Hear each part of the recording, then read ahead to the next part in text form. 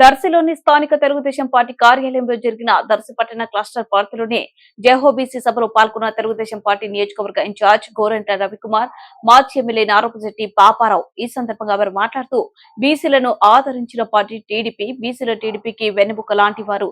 ముఖ్యమంత్రి పదవి తర్వాత అత్యున్నతమైన పదవి టీటీడీ చైర్మన్ పదవి బీసీలకు కేటాయించిన పార్టీ టీడీపీ. గతంలో టీడీపీ ప్రభుత్వంలో బీసీ, ఎస్సీలకు స్కాలర్షిప్ అందించిన ప్రభుత్వం టీడీపీ. కానీ ఇప్పటి వైసీపీ ప్రభుత్వం అమ్మఒడి పేరుతో ఒక్కరికి మాత్రమే ఇస్తుందని, బీసీలకు ప్రత్యేక రక్షణ చట్టం తీసుకురాబోతున్నాం. ఎంతో మంది బీసీలను హత్య చేసింది ఈ వైసీపీ ప్రభుత్వం. ఈ ప్రభుత్వంలో అవినీతి ఎక్కువైపోయింది. 56 కార్పొరేషన్లు బీసీలకు కేటాయించి కనీసం నిధులు కూడా ఇవ్వడం లేదు. బీసీలకు గతంలో మన ప్రభుత్వంలో ఎన్నో పథకాలు ఇచ్చాము. కానీ ఇప్పుడు వైసీపీ ప్రభుత్వం రద్దు చేసిన అన్ని పథకాలు తిరిగి తీసుకొస్తాం. స్థానిక సంస్థల ఎన్నికలు, నామినేటెడ్ పదవులు, చట్టసభలలో బీసీలకు రిజర్వేషన్ అమలు చేస్తాం. దొరకొండలో ఇండస్ట్రియల్ కారిడార్ ఏర్పాటు చేస్తే మన నియోజకవర్గ ప్రజలకు ఎన్నో ఉద్యోగ ఉపాధి అవకాశాలు వచ్చేవి. ముఖ్యంగా నగర పంచాయతీకి ప్రత్యేక నిధులు కేటాయించేలా చేసి అభివృద్ధి చేస్తామని పేర్కొన్నారు. ఈ కార్యక్రమంలో నగర పంచాయతీ చైర్మన్ నారపశెట్టి పిచ్చయ్య, నియోజకవర్గ బీసీసీల అధ్యక్షులు మోరి వెంకటేశ్వర్లు, పట్టణ పార్టీ అధ్యక్షులు యాదగిరి వాసు, వైస్ చైర్మన్ తలారి కోటయ్య, తెలుగు మహిళా అధికార ప్రతినిధి శోభారాణి, పార్లమెంటు బీసీ కార్యనిర్వాహక కార్యదర్శి బెల్లా శ్రీను, బీజేపీ నియోజకవర్గ ఇన్ఛార్జ్ మాడపాకుల శ్రీను, బీజేపీ జిల్లా ఉపాధ్యక్షులు తిండి నారాయణ రెడ్డి, జనసేన పట్టణ పార్టీ అధ్యక్షులు చాతరాసి కొండయ్య, జిల్లా programme committee member Pasupuleti Chiranjeevi, senior నాయకులు పుప్పాల పాపారావు, క్లస్టర్ ఇన్ఛార్జ్ నారపుశెట్టి మధు, కౌన్సిలర్లు, బీసీ నాయకులు, తెలుగుదేశం, బీజేపీ, జనసేన పార్టీ నాయకులు, కార్యకర్తలు పాల్గొన్నారు. అలాగే నామినేటెడ్ పోస్టులు ఉన్నాయి. రేపు ప్రభుత్వం వచ్చినాక ఆ నామినేటెడ్ పోస్టులో కూడా 34% పోస్టులను బీసీ సోదరులు కేటాయించబోతా ఉంది మన ప్రభుత్వం. అలానే చట్టసభల్లో అంటే ఎమ్మెల్యేలు, ఎంపీలు లాంటి చట్టసభల్లో మన ప్రభుత్వం చేతులు లేకపోయినప్పటికీ 33% బీసీలకు కేటాయించాలని ఒక ప్రత్యేక తీర్మానం ద్వారా మన పార్టీ లోక్సభకు పంపించబోతాం బీసీ సోదరుల కోసం. ఈ విధంగా చెప్పుకుంటా పోతే బీసీలకు మన ప్రభుత్వం చేసిన మేలు అంతా ఇంత కాదు. ఇవన్నీ కూడా గ్రామాన్ని వివరించండి. రేపు రాబోయేది మన ప్రభుత్వమే. ఖచ్చితంగా బీసీ సోదరులందరికీ న్యాయం జరుగుతుంది. గ్రామానికి వెళ్ళండి, ప్రతి ఇంటి తలుపు తట్టండి, జరిగిన అన్యాయాన్ని వివరించండి. అలానే మన నియోజకవర్గానికి సంబంధించి మన ప్రభుత్వం గారు కంటిన్యూ అయినట్టే అమరావతి పూర్తయి ఉండేది. అమరావతి పూర్తయితే దొనకొండ దగ్గర ఇండస్ట్రియల్ కారిడార్ ఏర్పడేది. దొనకొండ దగ్గర ఇండస్ట్రియల్ కారిడార్ ఏర్పడినట్టే ఈ ప్రాంతం అందరికీ కూడా ఉపాధి అవకాశాలు వచ్చినాయి. ఈరోజు ఇండస్ట్రియల్ కారిడార్ ఎక్కిపోయింది తెలియదు. రేపు మన ప్రభుత్వం రాగానే దొనకొండలో ఇండస్ట్రియల్ కారిడార్ పెట్టబోతా ఉన్నారు. అలానే ఇంకా గొప్ప విషయం, ఖచ్చితంగా నేను ఇన్ఫ్లుయెన్స్ చేయగలిగితే, నేను కనుక అభ్యర్థి అయితే ఎవరైనా గెలిపిస్తాము.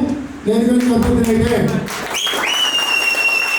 రేపు చంద్రబాబు నాయుడు గారి దగ్గర కూర్చొని ముఖ్యంగా ఆయన ఒప్పించి ఈ రాష్ట్రంలో ప్రతికూల పరిస్థితుల్లో 2 మున్సిపాలిటీలు గెలిచాం మనం. ఒకటి తాడిపత్రి, రెండోది దర్శి. కాబట్టి మమ్మల్ని గుర్తించండి సార్. దర్శిని పట్టణానికి ప్రత్యేకంగా నిధులు కేటాయించి సుమారుగా 100 కోట్ల రూపాయలు కేటాయించి దర్శిని ఆదర్శపట్టణంగా తీసుకురావడానికి మా పిచ్చి గారి నాయకత్వంలో ఖచ్చితంగా దర్శి ఆదర్శపట్టణం చేయడానికి కృషి చేయాలని చెప్పి ఖచ్చితంగా బాబు గారిని కోరతాను. అలాంటి హామీ తీసుకొస్తానని సందర్భంగా మీ అందరూ తెలియజేసుకుంటాను. ఖచ్చితంగా దర్శి నియోజకవర్గం గతంలో ఏ అభివృద్ధి అయితే చూశారో దానికి మించిన అభివృద్ధి, అది కూడా మన ప్రభుత్వంలో జరిగింది అభివృద్ధి. అలాంటి మంచి అభివృద్ధి ప్రభుత్వం పోవాలనే ఉద్దేశంతో పవన్ కళ్యాణ్ గారు ముందుకు వచ్చినందుకు ఈ సంభాషణలో వారికి శిరస్సు ఉంచి నమస్కరిస్తున్నాం.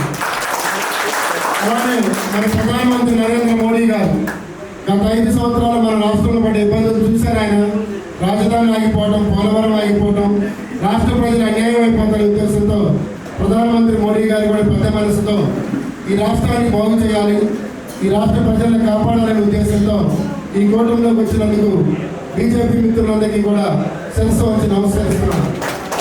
మిత్రులు ఉంటే గమనించాలి.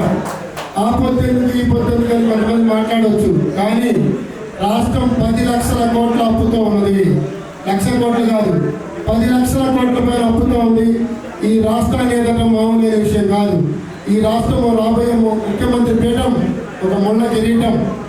ఆ ముళ్ళ కిరీటాన్ని పట్టుకొని ఈ రాష్ట్రాన్ని ఏదాలంటే కేంద్ర ప్రభుత్వ సహకారం తప్పనిసరి, అలాగే ప్రధాని నరేంద్ర మోడీ గారి సహకారం తప్పనిసరి. ఇవన్నీ ఆలోచించే మన పార్టీ అధ్యక్షుడు నారా చంద్రబాబు నాయుడు గారు మిత్రులందరినీ కలుపుకొని ఈ రాక్షస ప్రభుత్వాన్ని పెంచడానికి కంకణబుద్ధులైనారు. ఆ దుర్గామాత, మనందరికి వచ్చే దుర్గామాత రాక్షసులను సంహరించడానికి త్రిశూలాన్ని వాడారు. ఆ త్రిశూలమే టీడీపీ, జనసేన, బీజేపీ. భగవంతుడైన రాముడు రాక్షసులను ఓడించడానికి, భారత నిర్మించడానికి ఉడత సహాయం తీసుకున్నారు, వానర సహాయం తీసుకున్నారు. తప్పదు, రాక్షసులతో యుద్ధం చేసేటప్పుడు మనందరం కలిసి ఉండాలి. అందరం కలిసి ఉంటే యుద్ధం చేయగలం. కాబట్టి మన పూజ్యులు పెద్దలు నారా చంద్రబాబు నాయుడు గారు ఇంత వయసులో రేత్రింబౌళ్ళు కష్టపడుతూ ఈ రాష్ట్రాన్ని పునర్నిర్మించడం కోసం ఒక పక్క పవన్ కళ్యాణ్ గారిని, మరొక పక్క మోడీ గారిని ఒప్పించి ఒక మంచి కూటమిని ఏర్పాటు చేశారు. కాబట్టి మిత్రులారా, ఏదైనా పోయినప్పటికీ చంద్రబాబు నాయుడు గారి నిర్ణయమే శిరోధార్యం. ఆయన ఏ నిర్ణయం తీసుకున్నా మీలాగనే ఒక కార్యకర్తలా పనిచేస్తాను. ఈ దర్శి నియోజకవర్గం ఎట్టి పరిస్థితుల్లో తెలుగుదేశం జెండా ఎగురుతుంది, అందులో ఎలాంటి అనుమానం లేదు. మరొకసారి ఈ కార్యక్రమానికి చేసినటువంటి తెలుగుదేశం మిత్రులు